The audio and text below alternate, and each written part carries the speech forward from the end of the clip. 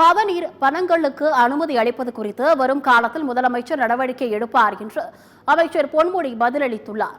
தமிழக சட்டப்பேரவையில் இன்று நாங்குநேரி காங்கிரஸ் எம்எல்ஏ ரூபி மனோகரன், கேரளா, கர்நாடகா, தெலுங்கானா போன்ற மாநிலங்களில் பணங்கள் விற்பனை செய்யப்படுகிறது. எனவே கல் மீதான தடையை நீக்கி கல், பதநீர் அரசே கொள்முதல் செய்து ஆவின் போல் விற்பனை நிலையங்கள் அமைக்க அரசு முன்வருமா என்று கேள்வி எழுப்பினார்.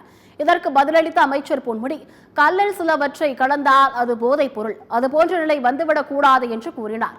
மேலும் பதநீர், கல்லுகளை அனுமதிப்பது குறித்து பரிசீலித்து முதலமைச்சர் வரும் காலத்தில் நடவடிக்கை எடுப்பார் என்று கூறியுள்ளார்.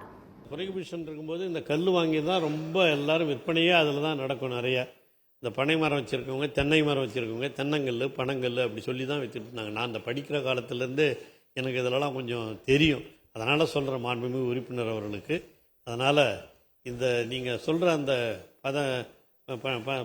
அவங்களுக்கு என்ன அப்படின்னா, போட்டியில் யாராவது ஃபோன் பண்ணி போலீஸ் சொல்லியிருந்தாங்க, பனையேறிட்டு இருக்கவங்க 3 நாள் முழுதும் அந்த தொழில் செய்யணும், போலீஸ் கூட்டிட்டு போயிட்டா கஷ்டமா இருக்கு, அதை மீன் பண்ணி அசோகன் சொல்றாரு. அதுக்கு மட்டும் மாண்புமிகு சபாநாயகர் அவர்களுக்கு இதில் எவ்வளவு ஆர்வம் இருக்கிறது என்பதை நான் புரிந்து கொண்டிருக்கிறேன்.